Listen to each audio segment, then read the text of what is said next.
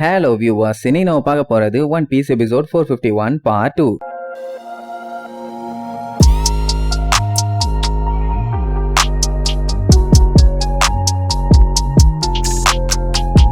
Open பண்ணா ஒரு வழியா நம்ம பயிலுக்கு பயங்கரமான டெகால்டி வேலையெல்லாம் பண்ணி கேட் ஆஃப் ஜஸ்டிஸ ஓபன் பண்ணிட்டானுங்க. ஆனா பாவம் போன்க்லே தான் அங்க மாட்டிட்டான். என்ன பண்ண போறானோ தெரியல. இப்ப என்ன பஞ்சாயத்துனா அந்த கேட்டு மறுபடியும் க்ளோஸ் ஆகுது. இவனுங்க அதுக்குள்ள வெளியில போயிட்டானுங்கன்னா கண்டிப்பா நேவி ஆலையால இவங்கள ஃபாலோ பண்ணி வர முடியாது. அதனால பஞ்சாயத்தும் இல்ல. ஆனா இங்க லூஃபி கத்திட்டு இருப்பான். என்னன்னா இம்பல் டவுன்ல இருந்து வெளியில வர்ற வரைக்குமே நம்ம போன்க்லே இவங்க கூட தான் இருந்தான். ஆனா அங்க இருந்து தப்பிச்சு வரும்போது தான் அவனை அங்க தனியா விட்டு வந்திருக்காங்க. லூஃபியால சுத்தமா ஏத்துக்க முடியல. ஏன்னா இவ்வளவு தூரம் இவங்க வந்துட்டாங்க. ஆனா அது எல்லாமே போன்க்லேவால தான். அவனை மட்டும் இப்படி தனியா விட்டுட்டு வந்தா என்ன அர்த்தம்? அவனால வர முடியுமா? இல்ல நம்ம தனியா தான் போகணுமா? எதையாச்சும் சொல்லுன்னு ஜிம்பை கிட்ட கேட்டா அவனுக்குள்ளேயும் கஷ்டமா தான் இருக்குது. பட் இருந்தாலும் இதுக்கெல்லாம் நமக்கு டைம் இல்ல, நம்ம இங்க இருந்து போய் ஆகணும்னு சொல்லி அப்படியே கல்லு மாதிரி நிப்பான். லூஃபிக்கு சுத்தமா அவனை விட்டுட்டு போறதுக்கு ஐடியாவே இல்ல. நான் விட மாட்டேன்னு கத்திட்டு இருப்பானா. உடனே ஜிம்பை அவனை தூக்கி கீழே போட்டு, ஆல்ரெடி நம்ம 100க்கு மேல நம்ம ஃப்ரெண்ட்ஸ்களை விட்டுட்டு தான் வந்திருக்கோம். அதெல்லாம் உன் கண்ணுக்கு தெரியலையா? மறுபடியும் அவனை காப்பாத்தணும்னு ரிட்டர்ன் போய் அந்த மகளன் கிட்ட மண்டை அடி வாங்க போறியா? உன் அண்ணனை காப்பாத்தணுமா வேண்டாமா? இப்ப நமக்கு ரொம்ப ரொம்ப முக்கியம் நேரம் தான். இந்த கேட்டை ஓபன் பண்ணணும்னா யாராச்சும் உள்ள இருந்துதான் ஆகணும். வேற வழி இல்ல. சும்மா எல்லாம் இந்த கேட்டை தள்ளி எல்லாம் ஓபன் பண்ண முடியாது. முதல்ல அத புரிஞ்சுக்கன்னு சொல்லி இவ்வளவு நேரம் அமைதியா இருந்த ஜிம்பையே மூச்சு வாங்க கத்திடுவான். ஆக்சுவலா போன்க்லே தான் வந்து சொல்லியிருப்பான், நான் கேட் ஆஃப் ஜஸ்டிஸ ஓபன் பண்ணி விடுறேன், நீங்க எப்படியாச்சும் தப்பிச்சு போயிருங்கன்னு. அதுக்கப்புறம் நீ என்னடா பண்ண போறேன்னு கேட்டா இப்படி லூசுத்தனமாலாம் கேள்வி கேட்காதீங்க, அதெல்லாம் நான் பாத்துக்கிறேன். அண்ட் அது மட்டும் இல்லாம நமக்குள்ள கம்யூனிகேஷன் கட் ஆகிற வரைக்கும் லூஃபி கிட்ட எதையுமே சொல்லாதீங்கன்னு சொல்லிட்டு தான் வேகமா டோரை திறக்கிற அந்த சைடு ஓடி இருப்பான். அண்ட் போகும்போது இன்னொரு வார்த்தையும் சொல்லியிருப்பான், நாங்கெல்லாம் குயஸ் குட் பை எல்லாம் சொல்ல மாட்டோம்னு சொல்லி சிரிச்சுக்கிட்டே போயிருப்பான். அப்படின்னா என்ன அர்த்தம்? அவன் சாகருக்கு தயாரா தான் போயிருக்கான். அப்ப ஜிம்பை டிரான்ஸ்போர்ட்டர் ஸ்னைல கையில நீட்டி,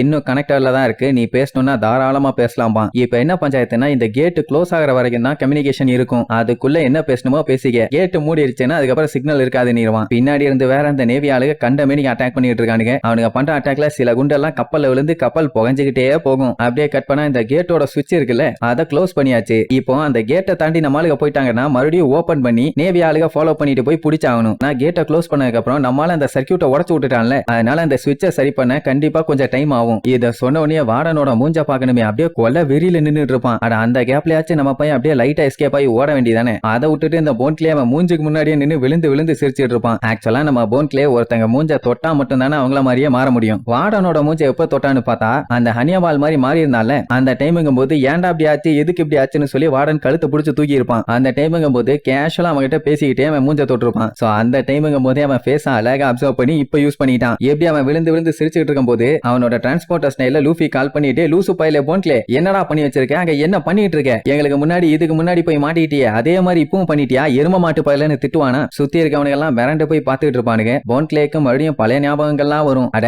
ஒரு டைம் என்னாச்சு, நம்ம லூஃபியும் அந்த போன்க்லேவும் சேர்ந்து நேவி ஆளுகிட்ட மாட்டிட்டாங்க. இதுல மெயின் டார்கெட்டே நம்ம லூஃபி தான். அதனால போன்க்லே என்ன பண்ணிட்டான், அவனை காப்பாத்தியே ஆகணும்னு சொல்லி லூஃபி மாதிரியே இவனோட உருவத்தை மாத்திக்கிட்டு அந்த கப்பல்ல இருக்க அவங்கள மாதிரியே இவங்களும் கெட்டப்ப மாத்தி வச்சுக்கிட்டான். சோ இதை நம்பி நேவி ஆளுங்க இவங்களை ஃபாலோ பண்ணிட்டு வந்துட்டு நம்ம ஆளுகளை கோட்டை விட்டாங்க.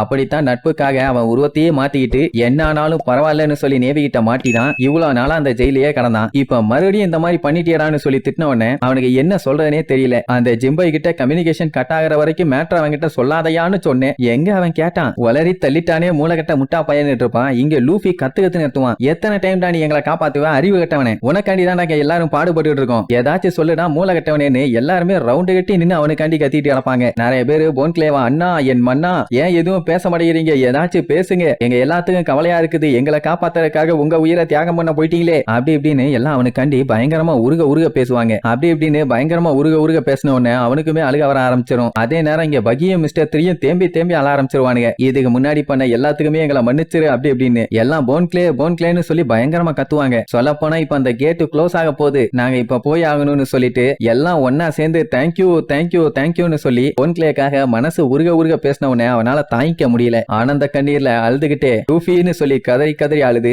என்ன ஆனாலும் சரி உன் அண்ணனை எப்படியாச்சும் காப்பாத்திரு, அதுக்காக தான் இந்த போராட்டம்னு சொன்ன உடனே இங்க லூஃபி கதறி அழ ஆரம்பிச்சிருவான். எனக்கு தெரியும் உன்னால உங்க அண்ணனை காப்பாத்த முடியும்னு, விட்டுறாத, அதுக்கான போராட்டம் தான் இது அப்படி இப்படின்னு சொல்லி ரொம்ப சென்டிமெண்டா பேசிட்டு ரெண்டு பேருமே தேம்பி அழுது அவங்களோட எமோஷன்ஸ் எல்லாத்தையுமே வெளியில கொண்டு வந்துட்டு இருக்கும் போது கரெக்டா அந்த கேட் ஆஃப் ஜஸ்டிஸ் மூடிரும். அவ்வளவுதான். அந்த செகண்டுங்கும் போது பழைய விஷயம் எல்லாத்தையுமே ஒண்ணு விடாம யோசிச்சு பாப்பானுங்க. அப்படி யோசிச்சு பார்க்கும்போது எல்லாத்துக்குமே பயங்கரமான ஃபீலிங்கா இருக்கும். இப்போ இவங்க எல்லாரும் தப்பிச்சதுக்கு முக்கியமான காரணம் நம்ம போன்க்ளே தான். அதனால எல்லாருமே போன்க்ளேன்னு சொல்லி அவன் பேரை சொல்லி கத்திட்டே போவாங்க. அதே நேரம் இங்க நேவி ஆளுகளுக்கெல்லாம் வேர்த்து விறுவிறுத்து போய் முக்குன்னு முக்கிட்டு இருப்பானுங்க. அட அவ்வளவு கஷ்டப்பட்டு சுட்டு அவனை காலி பண்ணியே ஆகணும்னு எவ்வளவோ போறானாங்க. எல்லாம் வீணா போச்சு. ஏன்னா இப்ப கேட் ஆஃப் ஜஸ்டிஸ் மூடிச்சு. இனி திறந்து வெளியில போய் அவனை புடிச்சு சுட்டு அட்டாக் பண்ணி அதுக்கப்புறம் திருப்பி இந்த இம்பல் டவுனுக்கு இழுத்துட்டு வரணும்னா நடக்கிற காரியமா அது? இங்க தப்பிச்ச எல்லாருமே கதறி அழுதுட்டு இருப்பாங்க. ஏன்னா கொஞ்சம் விட்டுருந்தா அந்த கேட்டுக்கு முன்னாடியே எல்லாரும் இவங்களை காலி பண்ணி முங்க வச்சிருப்பாங்க. இந்த நரகத்துல இருந்த இவங்களோட நட்பால தான் இவங்க எல்லாருமே தப்பிச்சிருக்காங்க. ஆனா அங்கேயாச்சும் அந்த போன்க்ளே பையன் பயந்தடிச்சு எங்கேயாச்சும் தப்பிச்சு ஓட வேண்டியதானே? அதை விட்டுட்டு அந்த வார்டன் கூடயே சண்டை போடுறதுக்கு நான் தயாரா இருக்கேன்னு சொல்லி அட்டாக் பண்றதுக்காக ரெடி அனுப்பான். அவன் ஜஸ்ட் ஒரு துப்புனானா போதும் அங்கேயே சுருண்டு விழுந்து செத்து போயிருவான். இதெல்லாம் தேவையா இவனுக்கு?